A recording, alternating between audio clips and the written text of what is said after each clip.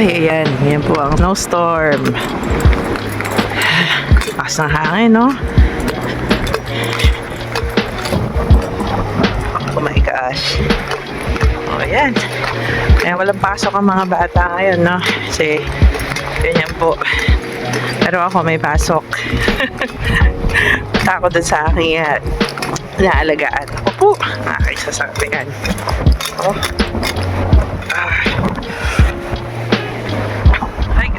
Ay, grabe. Ang hirap huminga. At least hindi sobrang lamig. Mahangin lang talaga. Ayan. Pauwi na ako na to. Sa phone, parang okay pa yung visibility, pero ano, no.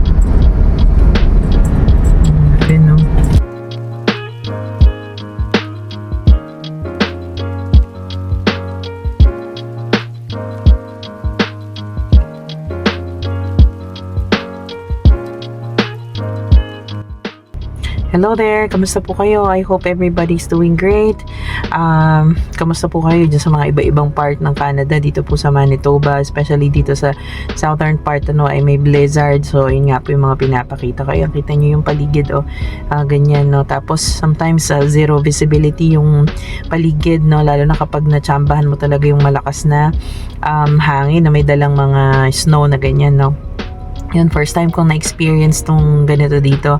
And kanina umaga nga, napakaraming bago pa mag alas 11, ang dami nang naitalang mga vehicular accident, like 30 ng mahigit dito sa area namin, ano. So talagang makita nyo, no, tingnan nyo yan, yung mga videos na yan.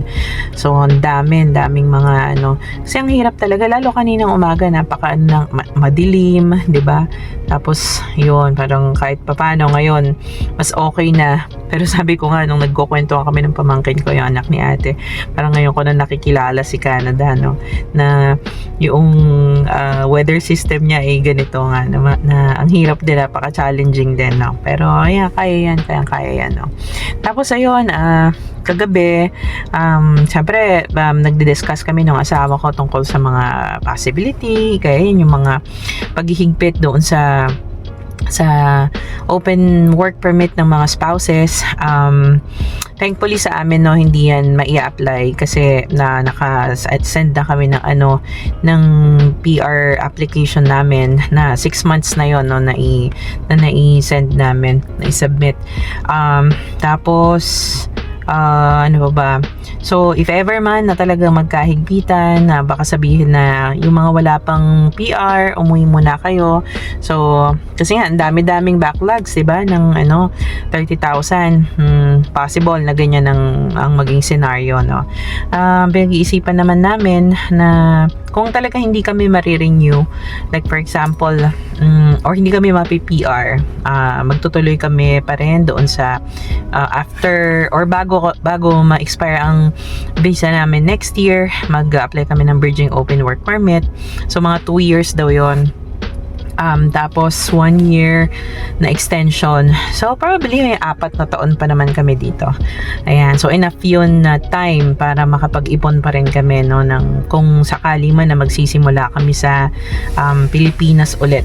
If ever man na hindi, yung maiipon namin na yon at kami mabibigyan pa rin naman ng pagkakataon maging PR, pwede na naming pang start yan. Malaki-laki ang target namin, mga within that time frame, mga 80,000 ganyan, no, pataas kung kaya namin mas mataas within 4 years. Ayun. So syempre kami naman po dito ay hindi mga, sabi ko nga, yung husband ko ay sa sanitation department siya ng isang malaking company dito. Ako naman din ay nanny. So ang aming sinusweldo ay hindi naman din kalakihan, mga minimum lang din naman po kami. So lalo na ako, hindi naman ako regular, no, dun sa aking sa aking job. Kumbaga part-time lang yun kasi nga may maliit tayo. Ganoon. Pero I think kaya naman namin yon within that time frame. Para pag-uwi namin sa Pilipinas, kahit paano may pangsimula ulit kami. Or pwede din namin gamitin uli para umapply ng ng MPNP, 'di ba? Dito yung Manitoba Provincial Nominee Program. Pwede din namin gawin 'yan ulit. Kumbaga basta kailangan meron kaming maipod para kung ano man ang mangyari, meron kaming mga choices at meron kaming pambala, kumbaga. Actually sa Pilipinas, kung halimbawang may puhunan, pwede naman din no? Maraming iniisip din yung husband ko na pwedeng gawin doon. If ever, babalik din siya ulit sa barko kasi ang husband ko naman ay segundo yun sa barko. Tapos actually bago kami umalis, meron na siyang ang tawag dyan, parang request na mag chief mate. Kaya nga lang kasi paalis na nga kami. So, syempre, mas pinrioritize na yung pagsasama-sama ng pamilya dito. So, kaya ayun. Pero kung hindi talaga, diba, balik siya sa pagbabarko, kung pala rin na maging chief mate siya, talagang iba kasi ang sweldo sa barko, no? Actually, dito din gusto niyang subukan na magganyan, no? Ayan. Tapos, para naman hindi sinasabi ng ibang tao dyan sa comment section na kami pinagsisiksikan namin ang sarili namin dito sa Canada, no? So, hindi naman po namin pinagsisiksikan. So, kami naman po ay dumaan sa tamang proseso. Hindi naman po kami nanloko. Hindi naman kami pagpunta namin dito ay kung ano-anong kaaliwaswasan ang ginagawa namin. Kami naman po ay nagtatrabaho ng maayos. Nagbabayad po kami ng tax namin. Maayos naman po kami dito. Hindi kami nagkokos ng gulo. At hindi din naman kami pinapauwi ng Canada. So, hindi mo masasabing pinagsisiksikan namin yung sarili namin dito kasi alam mo yon, kung sana kami ay katulad ng ibang mga estudyante halimbawa na nagkaroon ng mga fake na dokumento. Yung iba talaga naman na pinake nila yung mga documents nila, pero yung iba hindi din nila alam na fake yung documents na ibinigay sa kanila. Pero I think may marai din na alam nila yon, pero ganun pa man nag-go pa rin sila sa pagpunta dito. So hindi naman kami katulad ng mga tao na yan, at yung iba pang mga nag-visit visa dito tapos nagtrabaho ng mga, di ba, mga under the table na ganyan, na ngayon na pinapauwi na sila ay ayaw nilang umuwi. So hindi naman po kami gano'n, may status pa naman po kaming valid.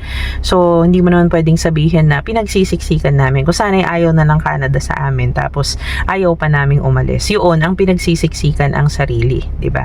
Pero kung wala namang grounds na wala namang sinasabi ang Canada na magsialis na kami, ay hindi naman natin pwedeng i-consider na ganon. So, ayun, tsaka hindi naman kami mga basta-basta din, no? para sabihin ko, nabatter talaga ako dun parang itong tao na to, parang ang late kasi din ng tingin niya sa amin, no? Parang siguro dahil kami dito ay mga ganito lang na minimum wage earners lang. Parang ganun Pero siguro kung kami ay mga doktor, engineer, yung ganyan ba, no? Yung pagdating talaga dito ay nakaland ng magandang job. Hindi mo sasabihin sa amin yan na pinagsisiksikan namin yung sarili namin dito. At some point, ikaw din ay nagsimula ka sa wala, di ba? Nagsimula ka sa wala. Nagsimula ka sa worker ka din dito. Usually ganyan naman kapwa talaga natin Pilipino, no? Talagang tapos ngayon na meron kang mga nakikita na ganito sa amin na nagsisimula, sasabihin mo na ganyan, 'di ba? Parang pare-pareho lang din naman tayo ng pinagsimulan. Buti nga at least kami, no, pag uwi namin sa Pilipinas, may bahay kami, may sasakyan kami, may lupang pwedeng sakahin yung husband ko, or yun lang ang kailangan namin if ever yung puhunan dito, no. So may uuwian kami, no. Hindi kami uuwi ng zero, hindi kami uuwi na nagtrabaho dito tapos pag uwi ay wala din. Hindi kami ganon, para sabihin ko. Tsaka yun, parang nalungkot ako doon kasi ganun ba yung naikokos ng magandang buhay dito sa Canada. Parang nakakalimutan na ng ibang tao na alam mo yun, makaramdam ng empathy doon sa sitwasyon ng ibang tao, ng kapwa niya Pilipino. Nang may ganyan actually yung mga kapwa Pilipino, yung mga kakilala ko doon, parang happy naman sila na nandito kami sa Canada. Tas lalo na yung mga co-teachers ko, actually ako gusto ko nga kung meron lang pathway para sa kanila, tutulungan ko sila kasi talagang maganda ang sistema dito, lalo na sa education, no? Kung mapapasok sila sa ganyan. Yun. Kasi naintindihan ko yung ano nila yung hirap nung situation ng mga Filipinos doon sa atin, na kahit paano gusto nilang magkaroon ng magandang takbo naman yung kanilang buhay, di ba? Gusto mo sana yon para sa lahat, lalo sa mga close friends mo. Pero may mga Pilipino dito na para bang ayaw nila na na-experience mo din yung na-experience nila dito. So may mga ganyan hindi natin maiaalis talaga yan kasi hindi ko alam, yun lang nakakalungkot na mawawala pala yung empathy natin sa kapwa Pilipino natin or sa kapwa tao natin, no? Once na hindi ka na nakakaramdam ng enough na hirap para maintindihan mo yung pinagdadaanan nila, gano'n, yung nakalimutan mo na. So yun, may mga ganon. Tapos what else? Ako naman, confident kami na kung ano man ang maging desisyon ng Canada, umuwi man kami o dito kami, I believe kaya namin na magtagumpay naman dito, no? Tsaka yun, yung may mga pa na punta kayo dito para magtrabaho ng ganyan, yan lang yung gawin nyo. Para bang di na ba kami pwedeng mangarap, di ba, para sa mga sarili namin? Ginagawa lang din namin talaga yung trabaho namin dito, o di ba? Ako nanani lang din naman ako, yung husband ko doon lang naman din siya nagwo-work. So para bang, pero syempre kasama nun, kailangan may planning ka din, kailangan meron ka ding pangangarap para sa para sa sarili mo, para sa pamilya mo. Pero thank you doon kasi nung sabi niya, parang thank you doon sa mga negative na comments, dahil actually ako parang naisip ko din dito, okay lang magtatrabaho na lang ako sa na maging minimum wage earners lang kami muna. Kung ganun lang ang magiging namin, okay na sa akin. Pero ngayon, nakita ko na marami palang mga Pilipino na ganyan, no, na maliliit yung tingin sa mga talagang gusto ko nang magpursige. Gusto ko nang, kaya parang lalong gusto ko ma-PR kasi para makapag-aral, para alam mo yun, para maging mas maayos talaga yung buhay namin dito. Actually, okay naman yung life namin dito, pero syempre, mas masarap yung kung may kaya ka namang gawin, di ba? Kung may kaya ka namang paraanan para mas maging maginhawa yung buhay mo, gawa natin ang paraan. And mas gigil ako ngayon na gawin yun para, kasi ang hirap na masabihan tayo ng mga ganyan, Hindi ko din ma-imagine na gano'n na pala ang mga Pilipino din dito, diba? So alam ko namang hindi lahat gano'n. Marami pa rin ng mga Pilipino. Ayan, naputol yung ating video kanina. Ayan, as I was saying, no? So, alam ko namang marami pa rin mga kapwa Filipinos na nakakaunawa noong situation ng mga newcomers at ng mga nagsisimula dito. Ayan, and thank you po sa inyo na nakakaintindi at nag-extend ng inyong understanding sa ibang tao. Ayan, you are a blessing to other people. You are a blessing to this planet, to this life. Again, thank you. And sa lahat ng nanonood, thank you so much for watching. And God bless us always. Bye.